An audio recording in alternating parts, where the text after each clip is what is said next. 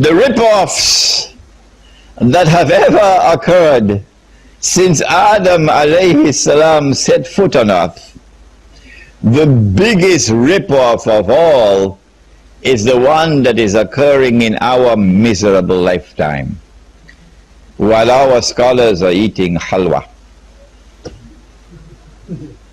You're going to have to forgive me tonight if my language is a little bit harsh, because I think the language up there is going to be 1,000 times harsher. 1,000 times harsher. I think that Allah's anger must be red hot, boiling hot with this ummah. So you're going to have to forgive me tonight if my language is a little bit harsh. He said, sallallahu ta'ala alayhi wasallam, I leave behind me two things. So long as you hold on to them, you will never go astray. The book of Allah and my sunnah. The book of Allah and my sunnah. And his sunnah is not only the bed, it's a nice sunnah, isn't it? His sunnah is also money. Money. Money is also his sunnah. What kind of money did he use? Do you know the hadith? He said, it's a very famous hadith in Sahih Bukhari. It is seldom properly understood. He said, gold for gold, silver for silver, wheat for wheat, barley for barley, dates for dates, salt for salt. Like for like, if it's gold on this side and gold on this other side, like for like must be equal for equal.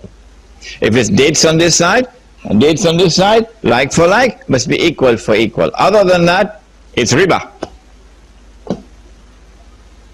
What is common to all the 6 things mentioned in this hadith? You will not find this analysis in Abdullah Yusuf Ali, I'm afraid. A British technocrat, that's what he was. What is common to all 6 things mentioned in this hadith? Gold, silver, wheat, barley, dates, salt. Is that they were all used at some time or the other as money. If gold and silver was scarce in the market in Medina, they could use dates as money. So they were all used at some time or the other as money. The second thing which is common to all 6 is that the value of the money is in the money. They all have intrinsic value. Intrinsic value. The value of the money is in the money.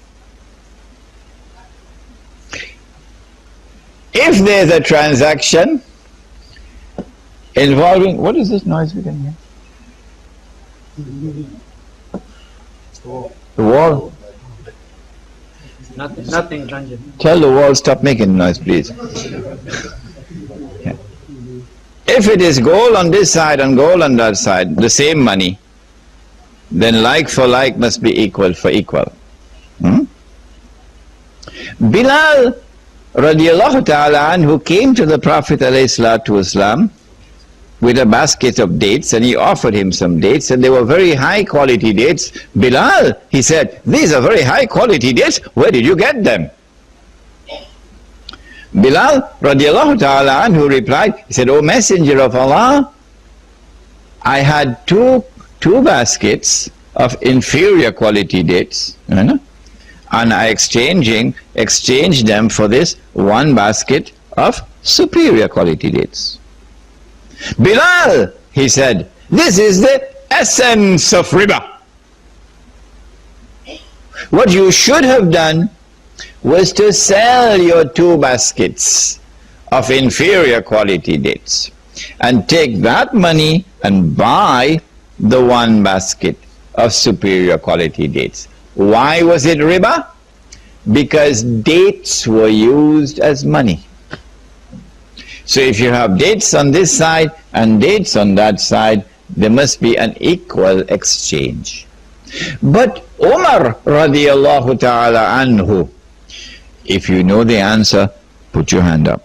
Umar radiallahu ta'ala anhu, he exchanged 1 camel for 4 camels. Bilal exchanged 1 basket for 2 baskets. He exchanged 1 camel for 4 camels. And Ali radiallahu ta'ala anhu exchanged 1 camel for 20 camels. And it was not riba. Why not? It was not included in the 6. Camels at least expensive. Because camels or animals could never be used as money, correct? I work for the month and you give me my salary, a goat, taking the goat home. When I reach home, my wife asks, "Where's your salary?" I said, "It died on the road."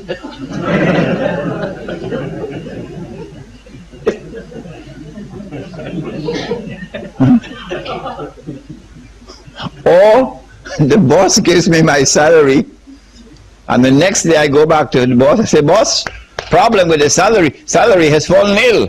He said, "But when I give you your salary, it was healthy."